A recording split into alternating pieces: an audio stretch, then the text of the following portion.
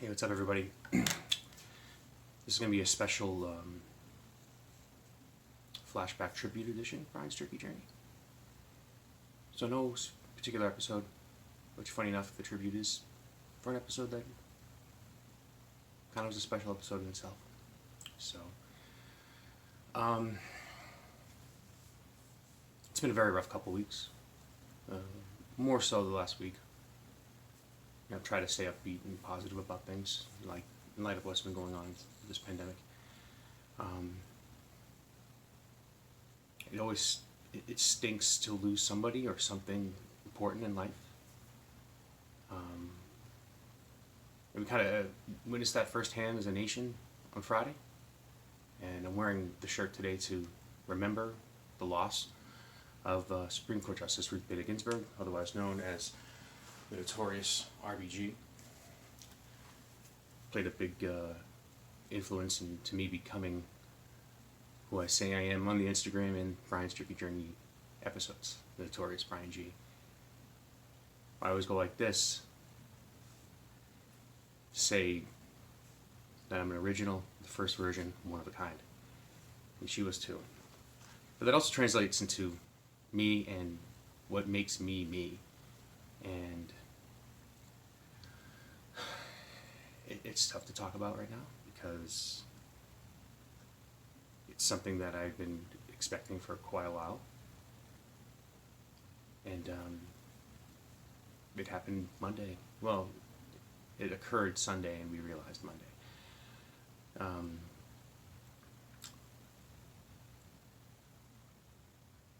My vegetarian wife, veterinarian wife at Kerry, and I made the tough decision to euthanize our golden retriever Charlie on Monday night. He was a couple months past turning, he was 13 years old, a couple months past that, and it would have 2 more weeks, if we had waited 2 more weeks, it would have been the 6th anniversary that we got him as a 7-year-old rescue. And it's a very interesting story there. Basically, he was originally owned by a college professor who was elderly and couldn't take care of herself, and so she went to an assisted living facility. And she was a longtime client at my wife's practice, and they were boarding him in the kennel in the interim while she was making the transition, because at the time the facility she went to wasn't allowing pets of incoming patients to come in. But he was such a kind, sweet-hearted dog. It was almost kind of therapeutic to have him there for her sake. And so it was about a 3-month process. He was basically locked up in the kennel at my wife's work for 3 months while they were determining what was going on. And they let him come in to stay with his original owner. And you know, it's the middle of the night, the window's open in the room. You know, I think she's ground level, but he basically snuck out of her room in the middle of the night and, you know, snuck out the window and walked over to like the next room or rooms over where the window was open and snuck in that room and got into the bed of a patient, like a fellow patient there, and just slept with the patient. It was the sweetest thing to hear, but at that point they were like, it's not possible, he can't stay there. And so, like, my wife was kind of being kept informed of the situation, and when that happened, she approached me about taking him in. And if there's one thing that you know about me personally, one of my biggest loves in life are my pets. It's been over 20 years now since I've owned my own pet. I mean, I had cats growing up, but they weren't my cats. They were my parents' cats that I had as a kid. I never had to take care of them or make those decisions. And it was right after I graduated college. It was over 20 years ago. My wife went into veterinary school, and we got our first cat, Mac. And then a couple months, and we got him as a rescue as well. He was actually found kind of stranding, you know, walking around Harvard Square, and the most affectionate, friendly cat you'd ever meet. And then we got Cassie a couple months later, and then we moved in together like 6 or 7 months later, like about 6 months after we got engaged. We moved in together and we got our first dog, Rosie. And then pretty much in the course of the next 10 years, we had two dogs and 3 cats. And the last 9 years, we put those 5 pets down, and now culminating with Charlie. So it's something that I pride myself on. I love having pets. I love the companionship. I love being able to give them a good life, and I love the kind of life they give me. So whenever we make that decision, it's a tough one. But this was an easy decision when she came to me asking if I'd be willing to foster him. We'd actually lost our first dog, Rosie, probably 15 months earlier, and I really didn't want to. I wanted to wait a while after losing her. It was so devastating. I mean, we lost her in a very sudden and tragic way, out of the blue. So, and it's one of those things where when you experience it for the first time, it's so impactful. You need some time to process and grieve, and so it was over a year since we'd lost her, and Carrie brought up to me about bringing Charlie in, and Charlie looked so similar to our first golden, Logan, and I loved Logan so much, and I was just like, wow, I told her, you don't even have to ask me, just tell me what it is. When can we get him? So I have that much faith in her. And trust in her when it comes to this stuff. As for me, my love of pets, that's probably the biggest thing. Probably the thing that she loves most about me, probably is most attracted to about me. Because let's be honest, I don't have any of the 3 things right here. So there's got to be something. I think that's it. So we got him. And the one thing I stated when we got him as a 7-year-old rescue was if I can get at least 5 years with him, because both of our first 2 dogs lived at 12. And, Logan, my golden, was 12 and a half. Rosie was a month after turning 12. They both passed. I said if we can get at least 5 years with them, I want to get at least 5 years with him before we have to say goodbye. And if ideally he can live longer past 12 than Logan did, to live longer than our first 2 dogs. I'll still have a good quality of life. That's what I want. So we got him, and he was a great addition to the family. Just very loving. He was not very. He was He was friendly and loving, but not affectionate as it relates to kisses. Didn't do that stuff. He would stand right next to you, and you'll see in the upcoming video. He'll stand right next to you and get excited about stuff, and especially when it comes to food. Oh, God knows Goldens and their food. But he would stand there, and you'd pat him. You just kind of pat him, scratch him under his chin, scratch his chest, scratch his backside a little bit. Loved it. And if you stopped, he would immediately paw right on you. What are you doing? Keep going. That kind of thing. Later in life, as most elderly dogs would do, he was mostly laying down. So if you got behind him and kind of cuddled with him, scratched him a little bit, he would just kind of lean back and cuddle up against you. So it was a great time, and we did hit the 5-year mark, and it was fantastic that happened. And then February was kind of that time period where he kind of exceeded where my prior dog passed. So I'm like, wow, this is great. February, he's already lived longer than our other dogs, and then the pandemic hit, and then I was impacted job-wise from it, and that's been a struggle, a constant struggle. But the one constant to kind of put me at ease was the fact that I had him, and it's nice to have those kinds of constants at home when everything else outside is uncertain. So so a pandemic hit. Me and the boys were home. Have been home during that time. I mean, they're home now. They're in school upstairs. But we were home 98% of the time, I'll say. And we were there with them. And then it was getting to May, June. I'm like, wow, he made it to the end of the school year. I said, I wonder if he'll make it, to July, to his birthday. And he did. I was so happy when that happened.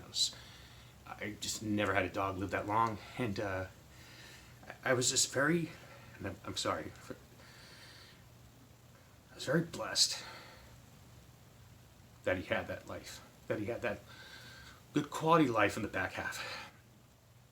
The only real 2 big regrets I probably have was I wish we would have had him sooner. like when he was younger. Love to see how he was as a puppy and as kind of a young dog.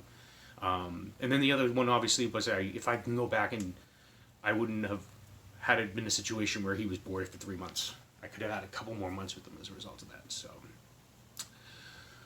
So yeah, so he turned 13 in July, but he just kind of started slowly progressing.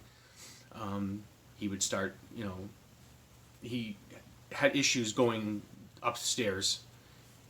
So I'd have to get behind him and walk him up the stairs. I had kind of formulated a process. I'd have my arm behind his back legs, and then I have this arm next to his front right paw. Because if he started leaning towards the right, he'd slip and fall. And I just want to make sure I didn't do that. So I had a process in place for how I'd walk him up the stairs. And it was, to me, I loved it because it was kind of like, it felt purposeful. And for me, given what's going on, just being able to be there for him just gave me purpose in a situation right now where you don't know what's going on, what's going to happen. So we had a hard time going upstairs, and then probably in the last couple of months, he had a hard time even going downstairs.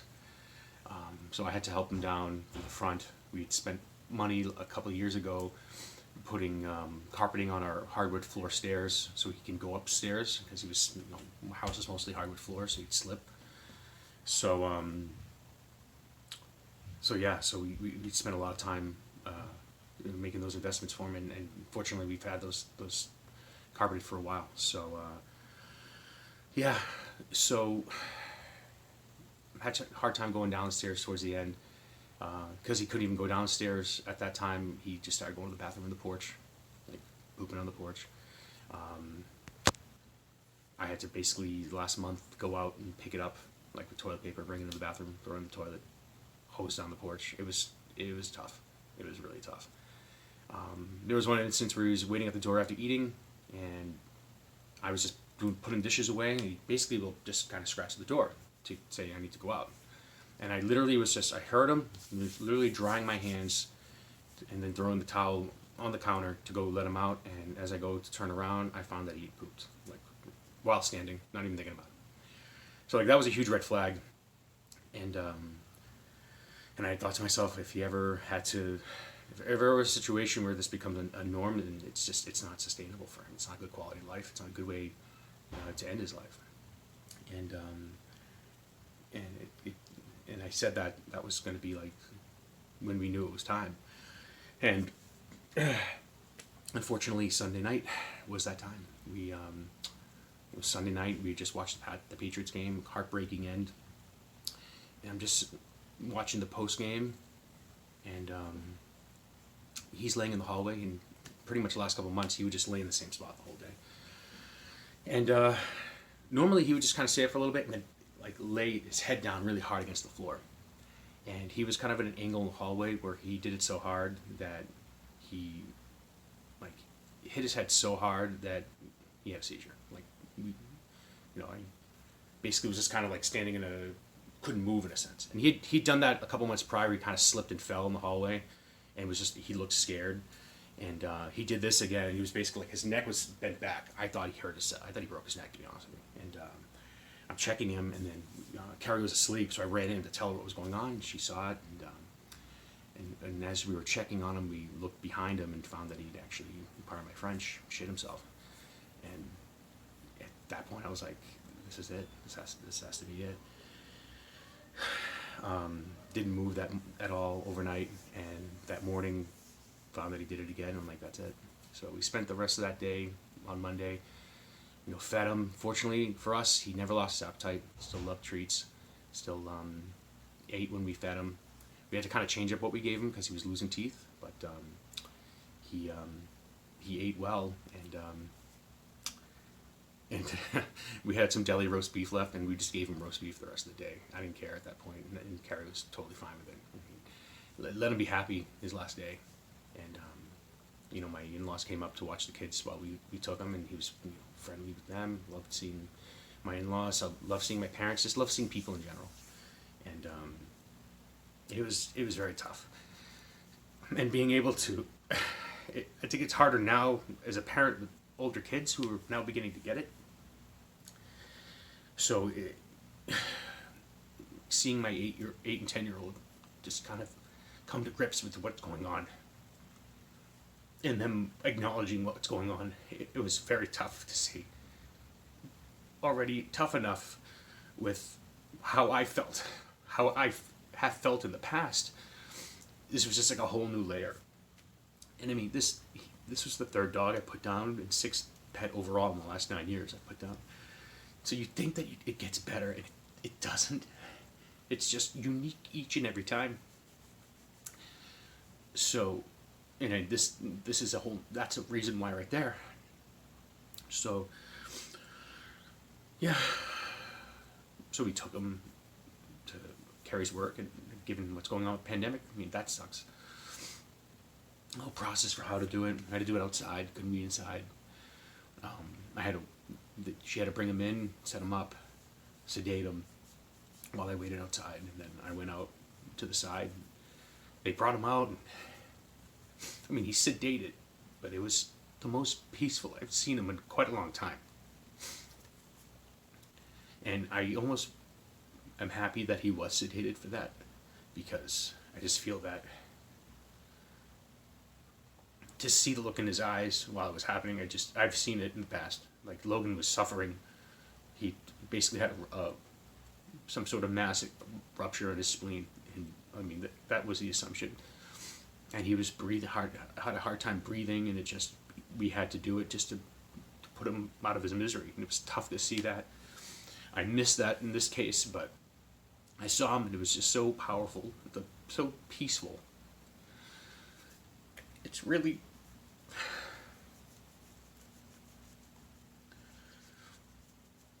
It's a curse. It's a blessing and it's a curse. And I said that when I wrote up his tribute. It's a curse because you have to pay for your blessings. So now I just think about the last couple months, but I know down the road I will think about the years beforehand, the good times. I know I do that with pets I've lost prior. Sorry.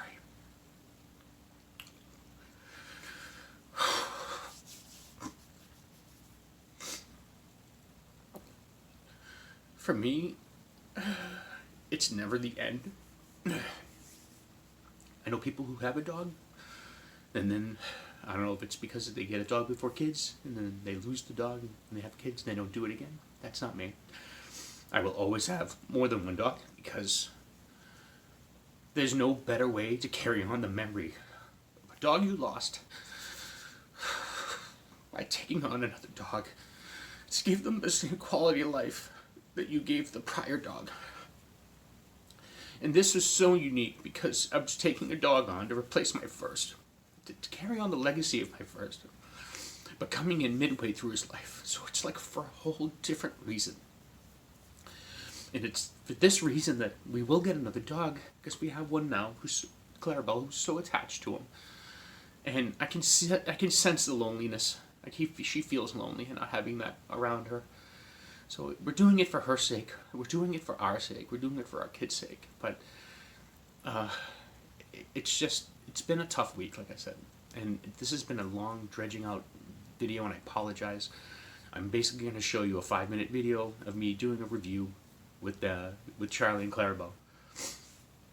And I apologize for the tear works. I'm still, I think, a part of that generation, or that generation raised by prior generation that frowns upon emotion, that it's looked at as a crutch, as a weakness. And I still feel that way for me. I get mad at myself when I get emotional. But at the same time, I get mad at myself for that perception.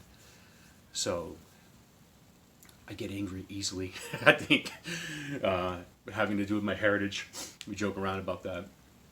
But yeah, it's something that I care that deeply about, that I hope people who've been in this situation and hopefully do what I've done can also relate to. And my Charlie Bear, I mean, I think I said the right things again. I talked about it in one of my first videos about what you say when you lose somebody. I basically told him, I'm sorry I couldn't have been with you longer. I forgive you for any time you did anything wrong, that I called you a bad boy, that God knows, looking back on it now, I would have welcomed it. Jumping on the couch. I was a stickler for that up until him, and then Clarabelle does it all the time now, as you saw at the beginning, as you'll see in the beginning of this video. And I've just become a softie to it. But thank you for that. But thank you for allowing me to be a part of your life, and for you to especially be a big part of mine. And that I love you, and goodbye. And when it happened, like when he passed, it was the most peaceful ever. It looked like he was sleeping. That was it. I took a picture of him afterwards. I didn't even do that with my first couple pets. Took a picture of him. Keep that to myself. Maybe share it with Terry and my immediate family. But that's it. I'm not going to put that on social or have anyone see that. But seeing that of him, it was an image that I didn't want to ever forget. So, 21 minutes into this video.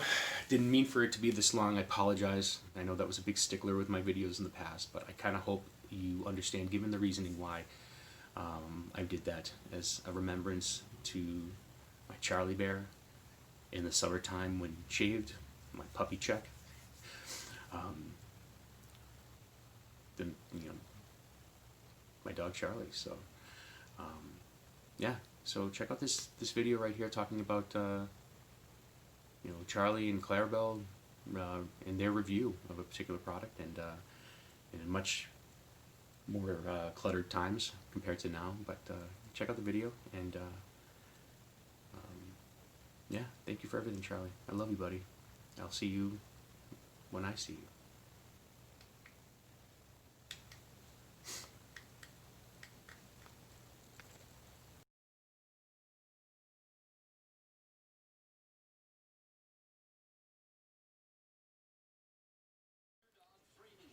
I just don't get it. I don't get it. How can I get mad at her?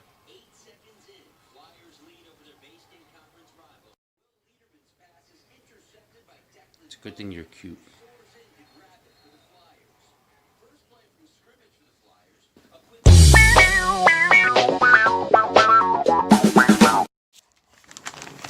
Hey, what's up, everybody? Welcome to a special canine edition of Brian's Jerky Journey. Following episode 17, but it's not an official episode. I call this more of a mini-sode. But I call this a special canine edition because my wife had pointed out to me, vegetarian wife, also happens to be a veterinarian, that she had a bunch of Jerky Dog treats, samples for dogs. And I hadn't known about it. I just, it was in the garage, and I was like, oh, I didn't know that. Where is it? And she showed me. So I actually went and I found it. And I have a big bag. It's a big box of Hill's products. But here it is right here. It's called Flexi Stick. Made with real beef jerky from Hill's Science Diet for dogs. I'm not going to eat it, but these guys are. I'd like to introduce you to 12-year-old handsome Prince Charlie and 2-year-old pretty Princess Clarabelle. So, we're going to take a look at this jerky, and you guys are going to actually rank it for me. Okay, yeah. Tell me about the jerky. What do you want to rank it? Okay. So, let's see. Let's do a little quasi-stand here, and apologies for... So, we are going to test this out. These are sticks, so tenderness, texture, scent and smell, you can kind of relate to it, and chewiness. Hurry up, come on, I want to read it, I want to watch it. All right, hang on a second. I need somebody to tape me for this. It's going to be a good test here. All right, so let's take a look at this. All right, let's see. Initial scent. Ooh, it smells good. Oh, look at that. Yeah, nice little sticks. They're not kidding when they say sticks. Oh, okay, that's good. What do you give it out of 5? 1 out of 5. 5. What about you, Charlie? 5. Come on, give me this thing. Come on. Okay. All right, let's take a look. Let's see what you guys think. Okay. What do you think? Oh, what do you think? 5. Screw up. Wow. What do you think, Charlie? You like it? Oh. Whoop, flip it around. So apologies in advance for how the room looks right now. We're in the midst of doing some baby decluttering, the old baby stuff. So we had that in the garage, and before we had our first snow, I had to move that stuff in to make sure my car can stay in for the snow. So don't mind that. But yeah, but Charlie's a fan, as you can see right here. You want some more, buddy? Yeah, a big boy. Charlie's 12 years old. Turned 12 in July, so I'm cherishing every moment I have with him. Let's see here. What do you think, buddy? Take another bite? Oh, okay. Good boy. Yeah, it's going to sound great. It's going to smell great later. So that'll do it for a special mini-soda K9 edition of Brian's Jerky Journey. I'll be filming another episode this weekend, and a couple more in the weeks to come. Actually, I have, as I've mentioned already, I have the Wicked Cuts panel test, which I've already done a bag and content review, and probably, hopefully next weekend we'll be doing the actual panel taste test of the 4 brands. I received a handful of products from Felicia's Gourmet Jerky, and I have another vendor who I just heard back from yesterday that are sending me some of their stuff. And I'll probably get that early next week, and I'll release their name once I got that as well. So, but yeah, Friday before Christmas. Hope you guys have a Christmas shopping done. You know, if not, hope you it's a smooth way to you know, as you get to the end. And Clarabelle, is there anything you want to add to it? You want more? You want seconds? You want seconds? I'll give you some seconds in a second. That'll do it for this special webisode, mini-sode K9 edition of Brian's Jerky Journey. Hope you enjoy the journey with me and join me in the next one. Thanks. Thank you for watching Brian's Jerky Journey. If you don't like jerky, you suck.